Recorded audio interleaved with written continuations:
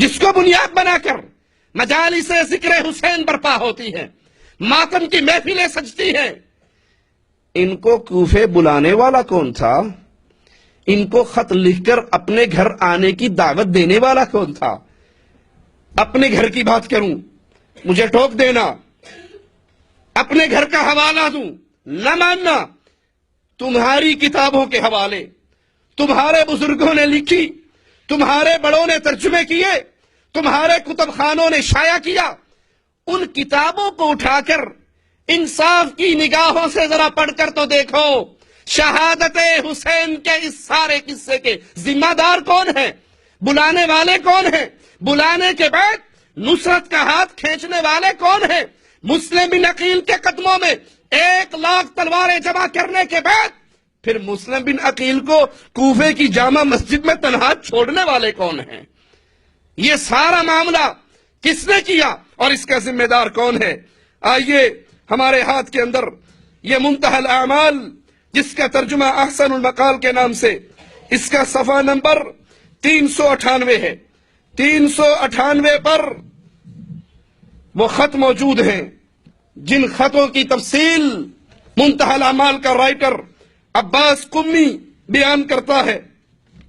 جب حسین رضی اللہ عنہ وارضا کوفے میں پہنچ گئے، ان کے لشکر کے درمیان کھڑے ہوئے، حمد و ثنا بجا لائے، پھر فرمایا اے لوگو، میں خود بخود تمہاری طرف نہیں آیا، مجھے تمہارے پے در پے قاصد خطوط آئے کہ ہمارے پاس ضرور تشریف لائیے، ہمارا امام کوئی نہیں، پیشوا کوئی نہیں، شاید خدا ہمیں آپ کی وجہ سے حق اور ہدایت پر جمع کر دے، میں اپنا ساز و سامان باندھ کر تمہاری طرف آیا۔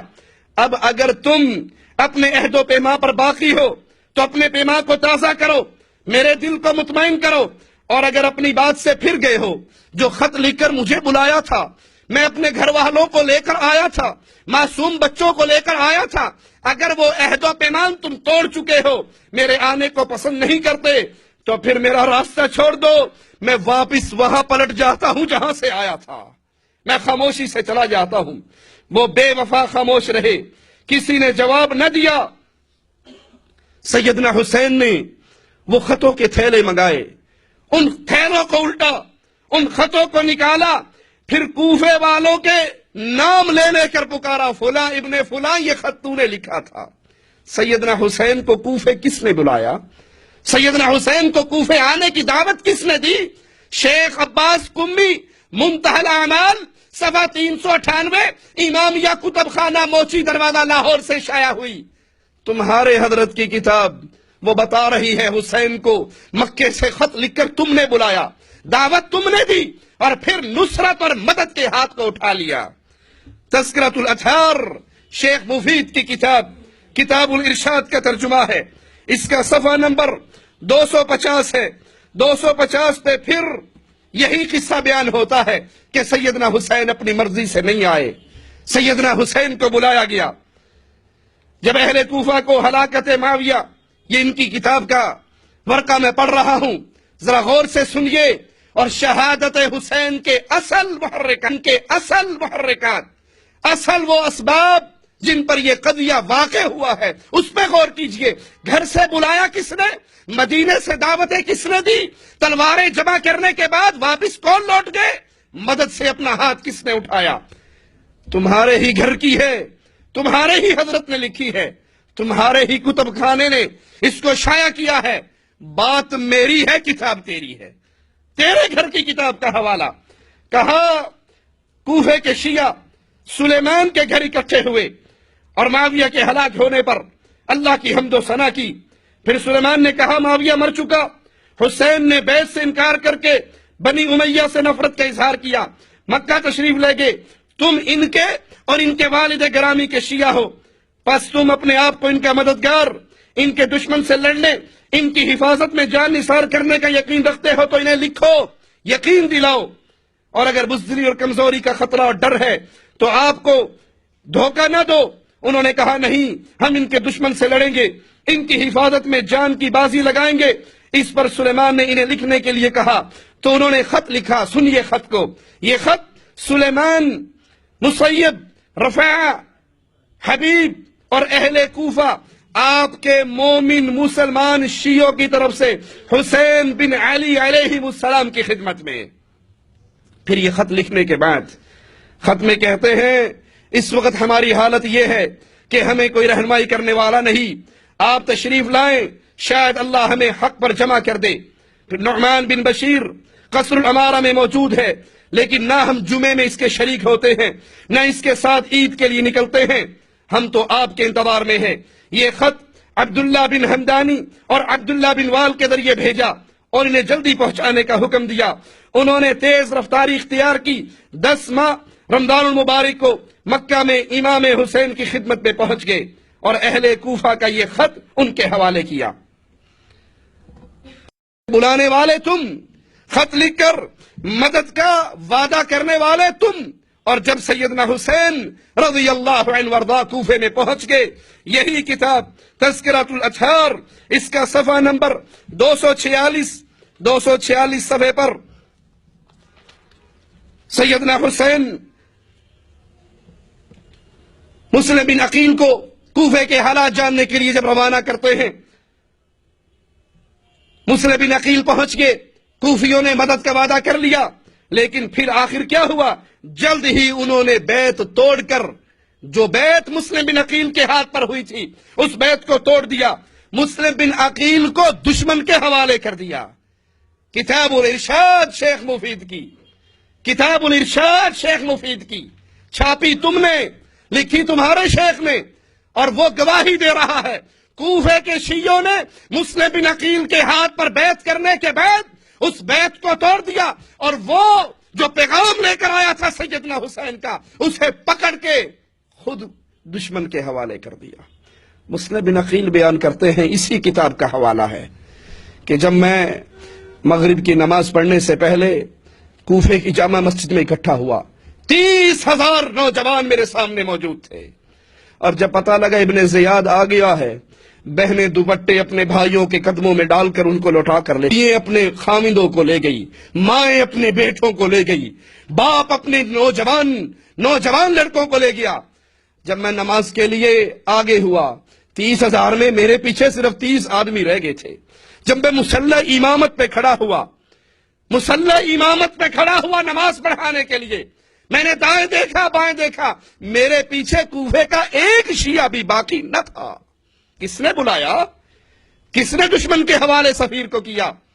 کہا میں مسجد کے مغربی دروازے سے باہر نکلا، مجھے کوفے کی گلیوں کا راستہ بھی نہیں آتا تھا، میں راستے پہ ٹھوکریں کھاتا ہوا، گلیوں میں گرتا پڑتا ہوا، ایک بڑھیا کے دروازے پر پہنچا، دروازہ بجایا، بڑھیا باہر نکلی، کہا کیا چاہتے ہو؟ میں نے کہا پانی پینا ہے، پیاسا ہوں، پانی پلا دو۔ وہ بڑھیا پانی لے کر آئی، میں پانی پی کر پھر اسی کے دروازے پر بیٹھا رہا۔ اس نے کہا اللہ تجھ پہ رحم کرے، میرے دروازے سے اٹھ کر چلا جا، ابھی میرا خامند آنے والا ہے، وہ ناراض ہوگا۔ کہا بی بی میں کہاں جاؤں؟ کوفے کے اندر میرا کوئی رشتہ دار نہیں ہے، میرا کوئی جاننے والا نہیں ہے۔ کہا تو کون ہے؟ کہا سچ بتا دوں، میرے راز سے پردہ نہ اٹھانا، میں سفیر حسین مسلم بن عقیل ہوں۔ تم شہادت حسین کا قصہ بیان کرتے ہو، تم نے سفیر حسین کا پانی پہلے بند کیا ہے، سفیر حسین کو تنہا کوفے کی گلیوں میں تم نے چھوڑا ہے۔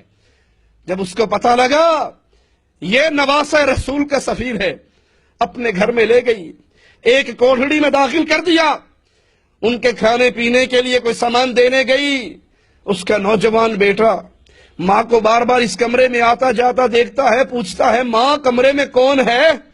ماں چھپانے کی کوشش کرتی ہے، نہیں چھپا سکتی، اس کو اللہ کا واسطہ دے کر کہتی ہے اللہ کا واسطہ ہے، آج ہمارے گھر میں حسین کا سفیر مسلم بن عقیل آیا ہے، یہ کسی کو نہ بتانا، میں نے اس کو پناہ دی ہے۔ آدھی رات کو اٹھتا ہے، ماں پوچھتی ہے بیٹا کہاں جا رہے ہو؟ جواب میں کہتا ہے ماں بہت عظیم نعمت ملی ہے کہ ہم نے سفیر حسین کو پناہ دی ہے، میں شکرانے کے نفل جامع مسجد میں پڑھنے کے لیے جا رہا ہوں۔ یہ کوفی جس کے بارے میں تاریخ جانتی ہے، کوفی لا یوفی، کوفے سے کبھی ٹھنڈی ہوا نہیں آئی، کوفے سے کبھی میٹھی ہوا نہیں چلی، کوفیوں نے کبھی کسی سے وفا نہیں کی، نہ علی سے وفا کی، نہ حسن سے وفا کی، نہ حسین سے وفا کی، کبھی انہوں نے وفا نہیں کی، انہوں نے تو گالیاں ہی دی ہیں۔ سیدنا حسن نے جب اپنا ہاتھ سیدنا امیر معاویہ کے ہاتھ میں دیا تھا، کوفے کی جامع مسجد میں منبر علی پر معاویہ کو بٹھایا تھا، حسین سے کہا تھا تم یا حسین، حسین کھڑے ہو، جس کے ہاتھ میں میں نے ہاتھ دیا ہے تم بھی اس کے ہاتھ میں ہاتھ دو۔ معاویہ کو میں نے اپنا امام مانا ہے، خلیفہ مانا ہے، تم بھی اس کو امام مانو۔ فوجوں کے کمانڈر ان چیف سے کہا تھا کھڑے ہو، معاویہ ہمارا امام ہے، اس کو تم بھی امام مانو۔ جب ایک شیعہ کو پتا لگا کہ صلح ہو گئی، وہ کہنے لگے آپ امیر المومنین نہیں ہیں، مومنوں کو ذلیل کرنے والے ہیں۔ اسی منتہی الاعمال کے اندر یہ قصہ موجود ہے۔ سیدنا حسین نے کہا میں نے مومنوں کو کیسے ذلیل کیا؟ کہا اس طرح ذلیل کیا کہ اہل بیت کی حکومت کو تو نے بنی امیہ والوں کو دے دیا۔ کہا اگر میرے ساتھی میرا ساتھ دینے پہ تیار ہوتے، اگر میرے ساتھی میرا ساتھ دینے پہ تیار ہوتے تو پھر ماجرا اور ہوتا۔ مجھے تو کوفے والوں تم سے ہی ڈر تھا، کہیں مجھے پکڑ کر تم خود مجھے بنی امیہ کے حوالے نہ کر دو۔ وہ جامع مسجد کے نام سے کوفی نکلا اور سیدھا گورنر ہاؤس پہنچا اور مسلم بن عقیل کو گرفتار کروایا۔ یہ کوفیوں کی، کوفے کے شیعوں کی غداری کی خبر کتاب الارشاد نے دی، منتہی الاعمال نے دی، اور اسی احسن المقال کے صفحہ نمبر 405 پر، تذکرۃ الاطہار کے صفحہ نمبر 299 پر سیدنا حسین کی 3 شرطیں موجود ہیں۔ سیدنا حسین کوفے کے شیعوں کے سامنے کھڑے ہو کر 3 شرطیں پیش کرتے ہیں۔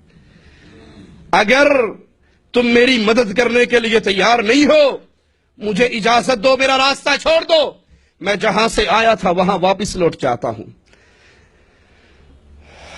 اخبارات کی زینت بننے والا یہ شعر، چینل کے ذریعے پھیلنے والا یہ شعر، قتل حسین دراصل مرگ یزید ہے، اسلام زندہ ہوتا ہے کربلا کے بعد۔ یہ کہنے والوں کے مارکہ کربلا کفر اور اسلام کا مارکہ تھا، حق اور باطل کی جنگ تھی، یہ اسلام کے سفینے کو بچانے کی لڑائی تھی۔ مجھے بتاؤ، جو مومن کافروں کے سامنے آ کر صفے بنا لیتے ہیں وہ واپسی کی باتیں نہیں کیا کرتے۔ نواسہ رسول واپسی کی باتیں کیوں کر رہے تھے؟ اگر یہ جنگ کفر اور اسلام کی جنگ تھی، اگر یہ مارکہ حق اور باطل کا مارکہ تھا، اگر یہ مارکہ اسلام کے ڈوبتے ہوئے سفینے کو بچانے کا مارکہ تھا، اگر یہ مارکہ بقول تمہارے یزید نے شریعت کو بدل دیا تھا، شراب عام ہو گئی تھی، زنا حلال ہو گیا تھا، سود حلال ہو گیا تھا، اگر یہ مارکہ شریعت کو بچانے کا ہوتا تو سیدنا حسین شیر علی شیر کے بیٹے کبھی بھی واپس جانے کی بات نہ کرتے۔ کہا تم نے بلایا تھا، تم نے خط لکھے تھے، راستہ چھوڑ دو، واپس چلا جاتا ہوں۔ یہ بھی منظور نہیں، دوسری شرط ہے، کفار کی سرحدوں پہ نکال دو، سرحدوں پہ کافروں سے جنگ کرتا ہوا شہید ہو جاؤں گا۔ کفار کی سرحدوں کی طرف جانے دو، کیا معنی؟ جو سامنے کھڑے ہیں وہ کفار، اگر یہ کفر اور اسلام کی جنگ ہوتی تو پھر کفار کی سرحدوں پہ جانے کی شرط شیخ مفید کتاب الارشاد میں سیدنا حسین کی کیوں نقل کرتا؟ تیسری شرط اگر یہ بھی نہیں مانتے، مجھے یزید کے پاس جانے دو، میں اپنا ہاتھ یزید کے ہاتھ میں دے دوں گا، جو وہ کہے گا وہ میں مان لوں گا، یزید کے ہاتھ پہ اپنا ہاتھ دینے کے لیے تیار ہوں، میرا راستہ چھوڑ دو۔ اس واقعے کو بنیاد بنا کر، جس واقعے کے ساری ذمہ دار یہ خود ہیں، ماہ محرم کے اندر ماتم کی محفلیں سجتی ہیں، سینہ کوبی کی محفلیں، تلواروں سے ماتم، زنجیروں سے ماتم، بلیڈوں سے ماتم، چھریوں سے ماتم، آگ کے اوپر چل رہے ہوئے ماتم، یا حسین اور یا حسین کی صدائیں۔